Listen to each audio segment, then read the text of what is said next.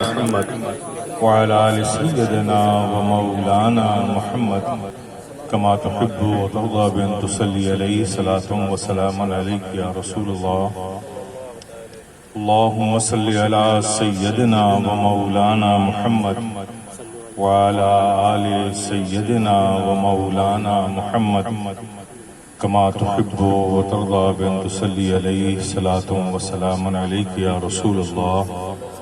صلاة وسلام عليك يا حبيب الله.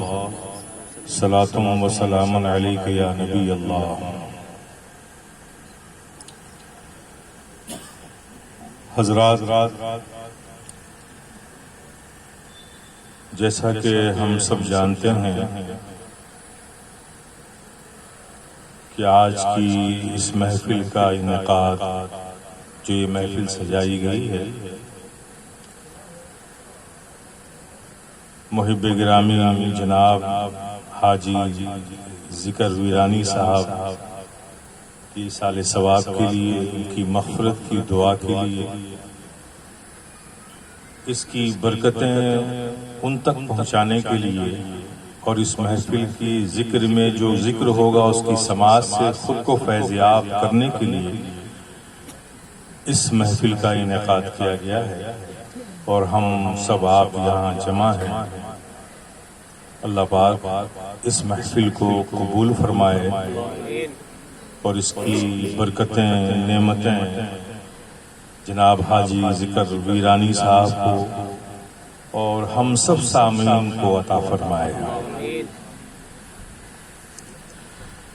کسی تفصیلی گفتگو کا وقت نہیں ہے، بس میں ایک بات کو آپ کے سامنے رکھتا ہوں، اور اس آیت کی روشنی میں جس کی تلاوت کا شرف ہم نے حاصل کیا، کل نفس ذائقۃ الموت، ہر نفس کو موت کا مزہ چکھنا ہے. جو بھی دنیا میں آیا ہے اسے جانا ہے. ایک ایسی حقیقت ہے جس سے کوئی انکار نہیں کر سکتا. حالانکہ اگر آپ دیکھیں تو اس دنیا میں، جس دنیا میں ہم ہیں، وہ دنیا اختلاف سے بھری ہوئی ہے. بات بات میں اختلاف، زبان کا اختلاف، لباس کا اختلاف، علاقے کا اختلاف. یورپ، ایشیا اور افریقہ الگ الگ زون ہیں دنیا کے، ان کا آپس میں اختلاف. رشیا اور یوکرین کا اختلاف بھی آپ کے پیش نظر ہے. اختلاف سے بھری ہوئی دنیا، نسل میں کا اختلاف، کھانے پینے کا اختلاف، ہر چیز میں اختلاف. آپ اگر غور سے دیکھیں گے تو یہ دنیا اختلاف کی ایک منڈی ہے.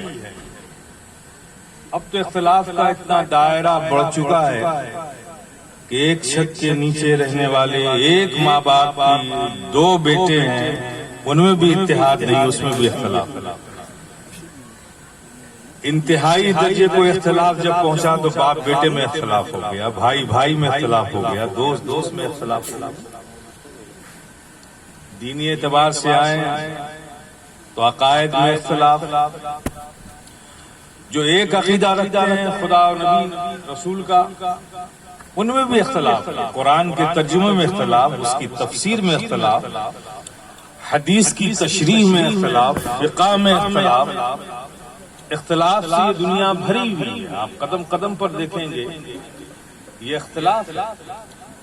نبی کو ماننے میں اختلاف، نبی کی عظمتوں میں اختلاف، ان سے محبت کرنے میں اختلاف.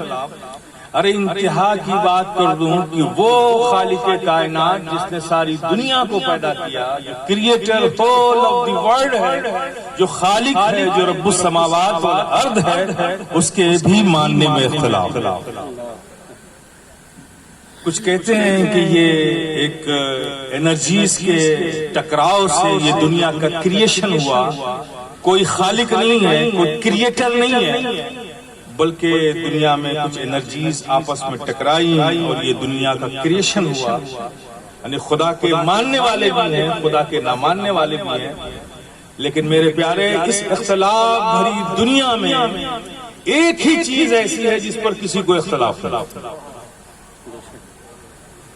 ہر جگہ آپ کو اختلاف ملے گا، لیکن ایک ہی چیز ہے، وہ بھی مانتے ہیں جو خدا کو مانتے ہیں، اور وہ بھی مانتے ہیں جو خدا کو نہیں مانتے، وہ بھی اس کو مانتے ہیں. وہ صرف اور صرف ہے موت. وہ موت ایک ایسی چیز ہے جس پر کسی کا اختلاف نہیں. اس کے آگے سب بے بس ہے، کیونکہ جو بھی دنیا میں آیا ہے موت اسے لے کر واپس جائے گی.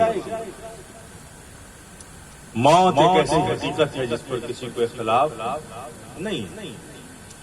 اب آپ جانتے ہیں کہ یہ موت جو آتی ہے انسان کے جسم سے جب روح نکال لی جاتی ہے اور روح جسم سے نکل جائے، جسم بے جان ہو جائے، اسی کو موت کہتے ہیں. اور نکالنے والے کون ہیں؟ ملک الموت ہیں. اللہ کی جانب سے متعین کیے ہوئے آپ فرشتے آتے ہیں اور لوگوں کے جسموں سے روح کو نکال کر لے جاتے ہیں. لیکن ایک عجیب و غریب بات ہے میرے پیارے، عمل ایک ہے، کرنے والا ایک ہے، لیکن یہی ملک الموت روح جب نکالتے ہیں کسی مومن کی تو انداز بدل جاتا ہے، کسی کافر کی تو انداز بدل جاتا ہے. حالانکہ انہیں تو ڈپیوٹ کیا گیا ہے کہ آپ کو ہر جاندار چیزوں سے جب اس کا وقت پورا ہو جائے تو آپ کو روح سلب کرنی ہے، نکالنا ہے. لیکن ان کے نکالنے کا انداز الگ ہوتا ہے. جو کافر ہیں ان کے نکالنے کا انداز الگ ہے، جو نبی کے گستاخ ہیں ان کے نکالنے کا انداز ہے، جو نبی سے محبت کرتے ہیں ان کے نکالنے کا انداز الگ ہے. یہ بات دیکھی جاتی ہے. جب وہ غیروں کی روح نکالتے ہیں تو چہروں کے زاویے بگڑ جاتے ہیں، شدید تکلیف کا احساس ہوتا ہے، بے چینی ہوتی ہے، اضطراب ہوتا ہے، تڑپ اٹھتا ہے. یہ روح کے قبض کرنے کی جو شدت ہوتی ہے بڑی تکلیف دہ ہوتی ہے. لیکن وہی ملک الموت جب ایک مومن کی، نبی سے وفاداری زندگی میں رکھنے والے کی، نبی سے محبت کرنے والے کی، نبی کی بارگاہ میں اپنی زندگی کو غلامانہ پیش کرنے والے کی جب یہ ملک الموت روح نکالتے ہیں تو پھر ایسے نکالتے ہیں جیسے آٹے سے بال نکال لیا گیا، جیسے پھول سے خوشبو نکال لی. میرے پیارے، اب یہ موت جو آتی ہے میں جب دیکھتا ہوں، اس پہ غور کرتا ہوں، تو یہ موت آتی ہے کسی پر تو واقعی اس کو مارنے کے لیے آتی ہے، لیکن یہی موت جب مومن کو آتی ہے تو اسے ایک دوسری زندگی دینے کے لیے آتی ہے، ایک دوسری زندگی دینے کے لیے آتی ہے. میرے پیارے، میں تو کہتا ہوں کہ موت وہ عظیم چیز ہے. موت ایک مومن کے لیے، ایک عاشق رسول کے لیے، ایک نبی سے محبت کرنے والے کے لیے، ایک نبی سے اپنی غلامانہ زندگی کو جوڑنے والے کے لیے، نبی کا غلام سمجھنے والے کے لیے، نبی کی محبتوں کا حق ادا کرنے والے کے لیے، نبی کی بارگاہ میں مؤدب رہنے والے کے لیے موت مدینے کے ویزے سے زیادہ افضل ہے. میں نتیجہ نکال رہا ہوں، ایسے مومن کی موت مدینے کے ویزے سے زیادہ افضل ہے. ظاہر ہے ایک مومن کو اگر بارگاہ نبی میں حاضری کا شرف ملے تو اس کے لیے پہلا پروسیڈنگ ہے ویزا.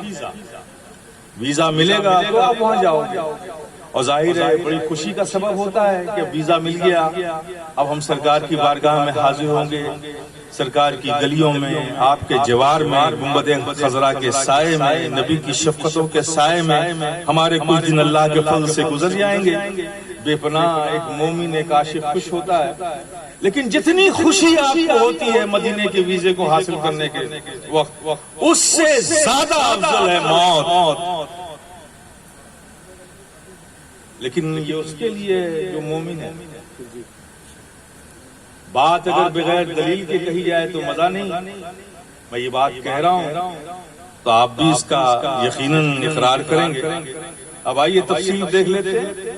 مدینے کا ویزا ملا، آپ مدینہ شریف گئے، آپ جا کر کیا دیکھیں گے؟ گنبد خضرا کے پرکیف منظر دیکھیں گے، مینار نبوی دیکھیں گے، ریاض الجنہ میں نمازیں پڑھیں گے وہ دیکھیں گے، استوان عائشہ دیکھیں گے، استوان وفود دیکھیں گے، منبر رسول دیکھیں گے، معاج پاک پر حاضر ہو کر معاج پاک دیکھیں گے. یہی سب تو دیکھیں گے. مدینے جائیں گے تو آپ کیا دیکھیں گے؟ مسجد نبوی دیکھیں گے، وہ خوبصورت مناظر دیکھیں گے.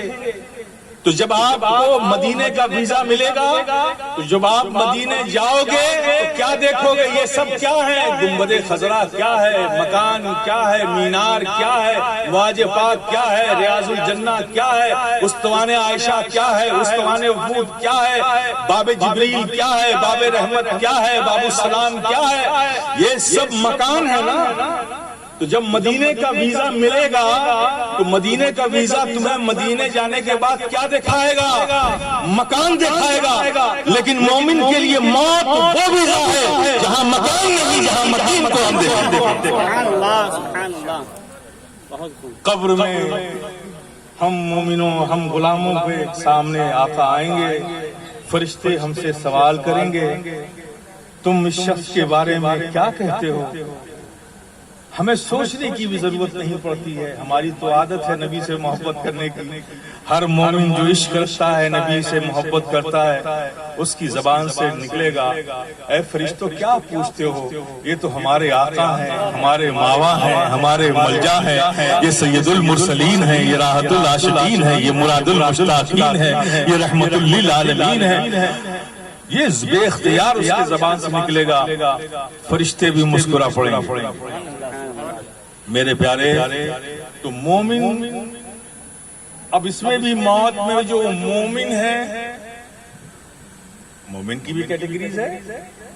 ایک وہ مومن ہے جنہوں نے اللہ کی رضا میں پوری زندگی گزار دی، جن کے سینے اللہ کی خشیت سے پوری زندگی کی آخری سانسوں تک معمور رہے، جن کے دلوں میں اللہ کے پیارے حبیب آقا مولا صلی اللہ تعالی وسلم کی محبتیں رہیں، اور جنہوں نے احکام خداوندی میں اور نبی کی